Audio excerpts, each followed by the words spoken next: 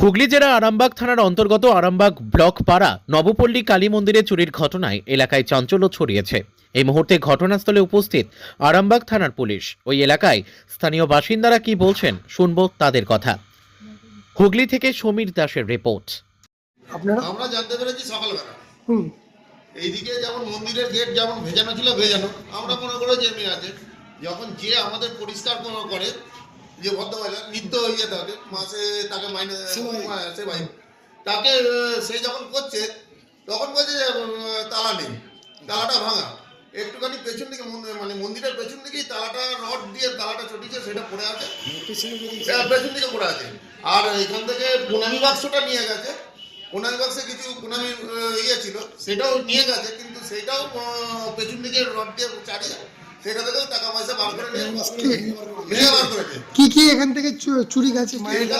এখানে ছিল কিছু বাসন কোসন ছিল, মায়ের পুজো নিত্য পুজো মন্দিরের যে পুজোর যাবতীয় যা ছিল সেগুলো ছিল, কিছু গহনা ছিল, অর্নামেন্ট ছিল, গায়ে পরানো ছিল, সেখান থেকে ওরা খুলে নিয়ে গেছে। আনুমানিক কত টাকা?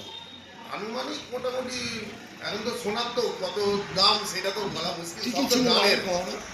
মানে মায়ের গহনা ছিল, পায়ের নুপুর ছিল, একটা টিপ ছিল, তারপরে কিছু বালা ছিল, তারপরে শিব ঠাকুরের শিবলিঙ্গের ওপরে উপর একটা পৈতে ছিল, এইগুলো কিছু নেই। আপনারা কি প্রশাসনকে জানিয়েছেন বিষয়টা? আমরা প্রশাসনকে জানিয়েছি, প্রশাসন বলছে আমরা আসছি।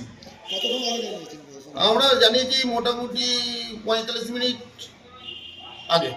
এই জায়গাটা কোথায়? এটা নবপল্লী কালী মন্দির, স্টেশন রোড, বিডিও অফিসের পেছনে। আপনার নাম? আমার নাম সৌমজিৎ কুণ্ডু, আপনার এই বাড়ি? মন্দিরেরই সদস্য। এই সকালে যখন এইরকম হয়েছে আমাদের একদম ঘুমাচ্ছিল, যে কাজ করে মহলে বলে সে এসে দেখি ভাড়া দেখে আমাকে ডাকতে গেল। আমরা রাত্রিবেলা এলু, এসে দেখলু সব 5টা, সাড়ে 5টা, 10, 15, 20 মতো। ভোরের দিকে হ্যাঁ, এসে কি দেখলেন? দেখলাম সব মায়ের পুরো উলঙ্গ হয়ে গেছে, গয়নাকাঠি কিছু নাই, বাসন কোসন কোনো কিছু নাই। তারপর আপনারা প্রশাসনকে খবর দিয়েছেন? হ্যাঁ, খবর দিয়েছি, 1 ঘন্টা আগে খবর দেওয়া আছে, প্রশাসন এখনো আছে। থানার দূরত্ব তো খুব একটা বেশি দূর নয়, 5 মিনিট, 2 মিনিট। তাহলে এত দেরি কেন? এটা থানাই জানে। আপনাদের কারোর উপর সন্দেহ আছে? বন্ধ কারো করবো? কোনো দুষ্কৃতি কিংবা অসামাজিক? সেরকম মায়ের কাছে সবাই সমান। তারপরেও তো চুরি হয়ে গেল। আচ্ছা, হ্যাঁ, সেই আছে।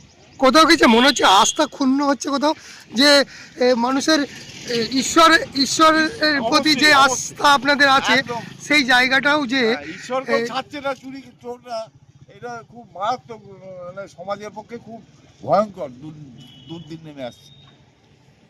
কি নাম আপনার? আমার নাম দেবাশিস মন্ডল।